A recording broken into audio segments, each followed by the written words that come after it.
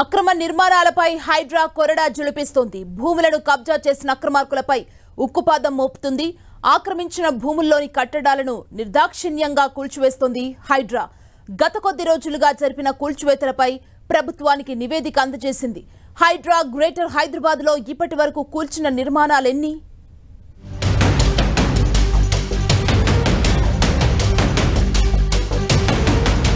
హైడ్రా ఇప్పుడు ఈ పేరు చెబితేనే కబ్జాదారుల గుండెల్లో రైళ్లు పరిగెడుతున్నాయి. ఏ రోజు ఏ అక్రమ కట్టడం కూలుతుందో అని అక్రమార్కులు భయపడుతున్నారు.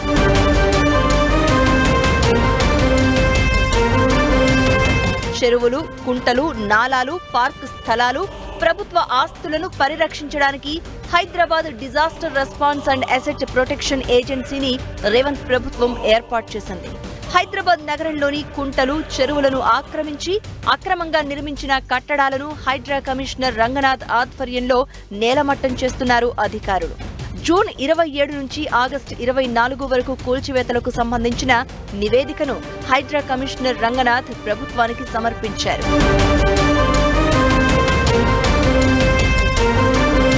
హైదరాబాద్ లో ఇప్పటి వరకు 18 ప్రాంతాల్లో 166 అక్రమ కట్టడాలను కూల్చివేసినట్లు హైడ్రా తన నివేదికలో పేర్కొంది.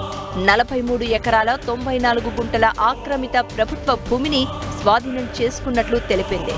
ఇందులో రాజకీయ, సినీ, క్రీడా ప్రముఖులు ఉన్నారు. పల్లం రాజు, సునీల్ రెడ్డి, చింతల్ బీఆర్ఎస్ నేత రత్నాకర్ రాజు, కావేరీ సీడ్స్ యజమాని భాస్కర్ రావు, ప్రో కబడ్డీ యజమాని అనుపమ, హీరో నాగార్జునకు చెందిన ఎన్ కన్వెన్షన్ వంటి కట్టడాలను కూల్చివేసినట్లు రిపోర్టులో తెలిపింది. అలాగే lotus pond, Mansoorabad, Banjara hills, BJR Nagar, Gajula Ramaram, అమీర్పేటలో పలు నిర్మాణాలను కూడా నేలమట్టం చేసినట్లు హైడ్రా ప్రభుత్వానికి ఇచ్చిన రిపోర్టులో తెలిపింది.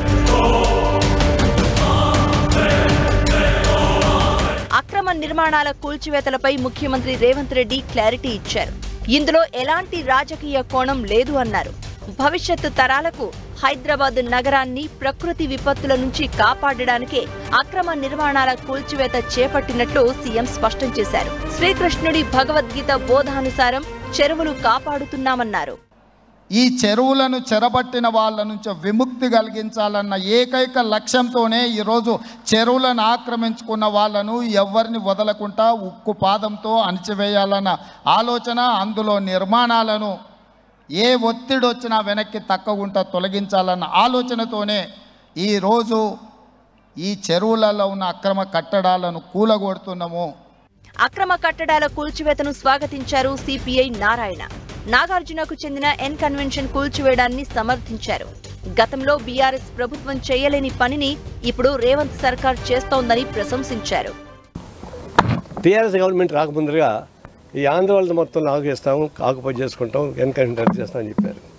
టీఆర్ఎస్ గవర్నమెంట్కి వచ్చి అటు బొస్స కొట్టింది. రాత్రి ఏమైందో కానీ మొత్తం సైలెంట్ అయిపోయింది. అప్పటి నుంచి హాయిగా నడిపించుకుంటున్నాడు. మళ్ళీ రేవంత్ రెడ్డి వచ్చి దీని మీద కన్నేసాడు, కూల్చేశాడు. మనం స్వాగతిస్తున్నాం. హైడ్రా కూల్చివేతలపై హాట్ కామెంట్స్ చేశారు ఎంఐఎం అధినేత అసదుద్దీన్ ఓవైసీ. కొన్ని ప్రభుత్వ భవనాలను ఎఫ్టీఎల్లో కట్టారని, వాటిని కూడా రేవంత్ సర్కార్ కూల్చేస్తుందా అని ప్రశ్నించారు. ఎఫ్టీఎల్ పరిధిలో ఉన్న నెక్లెస్ రోడ్డును తొలగిస్తారా అని నిలదీశారు. జీహెచ్ఎంసీ కార్యాలయం దగ్గర నీటి కుంట ఉండేదని, మరి దాని పరిస్థితి ఏమిటో చెప్పాలన్నారు. वहां पर जहां पर जीएचएमसी का ऑफिस है वहां पर एक वाटरफॉल था, मैं देखा सो हूं. नेकलेस रोड एफटीएल पर है, तोड़ो उसको आप. नेकलेस रोड एफटीएल पे है, बोल रहा हूं मैं आपको. तोड़ते आप उसको, तोड़ना चाहिए ना भाई. कौन रोक रहा आपको? एफटीएल है. सीसीएमबी का गवर्नमेंट ऑफ इंडिया का ऑफिस है हिमायत सागर के पास, बना लिया आप. गवर्नमेंट ऑफ इंडिया का है. హైదరాబాద్ నగరంలో హైడ్రా హాట్ టాపిక్ గా మారింది. అక్రమంగా నిర్మించిన కట్టడాలను కూల్చివేస్తున్న క్రమంలో పలు సంస్థలు, నిర్మాణాలకు ఇప్పటికే హైడ్రా నోటీసులు జారీ చేసింది.